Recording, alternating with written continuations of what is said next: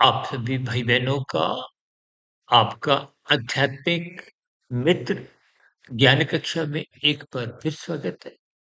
आज की चर्चा में सुनने की स्थितियों को विशेष रूप से गहरा सुनने की स्थितियों को एक महत्ता दी गई है।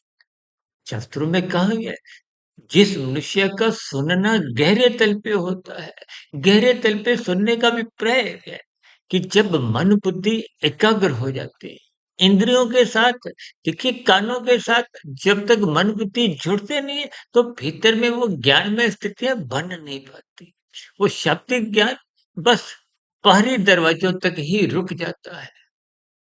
सर कभी-कभी देखिए कक्षा में विद्यार्थी अध्यापक की बात को सुनता नहीं, फिर ऐसी स्थितियों में देखिए कानों में रुई डाल के तो कोई भी विद्यार्थी कक्षा में नहीं बैठता, लेकिन मन जो बहुत ही सूक्ष्म स्थिति है, फिर तो माता-पिता कहते हैं मन लगा के पढ़ो, मन के भीतर ही बुद्धि भी होती है।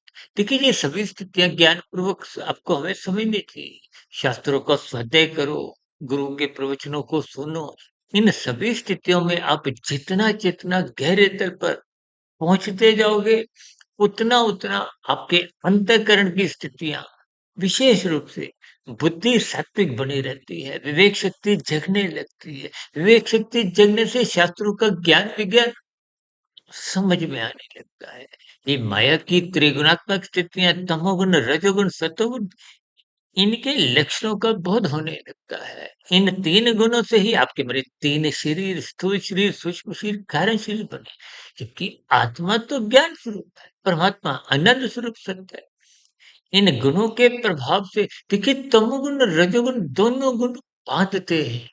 सत्वगुण मुक्तिदायक है, इसलिए शास्त्र कहते हैं सत्संग करो, सत्वगुण का संग करो और हम बार-बार आप भाई-बहनों से विनती करते हैं कि ब्रह्म मुहूर्त में उठो क्योंकि वो सत्वगुण की शुद्धतम स्थिति है। इन सभी स्थितियों को आप जितना-जितना ज्ञानपूर्वक, तर्कपूर्वक समझते जाओगे अपने व्यवहार में, अपने आचरण में, अपनी दिनचर्या में, जितना-जितना इन शास्त्र सम्मत स्थितियों को व्यवहार में आप लाओगे, उतना-उतना आपका मिला हुआ जीवन भौतिक स्तर पे सफल होने लगेगा और आध्यात्मिक स्तर पर साधना आरंभ होते हुए जीवन सार्थक स्थिति, सार्थक दिशा की ओर महात्मा के मार्ग पर चलने लगेगा। इन्हीं शुभकामनाओं के साथ चर्चा विशेष को यहीं विराम देते हैं। फिर मिलते हैं किसी नई चर्चा के साथ। तब तक आप अपने आध्यात्मिक मित्र सुधीर भाटिया फकीर को इजाज़त दें। वीडियो विशेष को ध्यानपूर्वक सुनने के लिए आप भी भाई-बहनों का बहुत-बहुत धन्यवाद।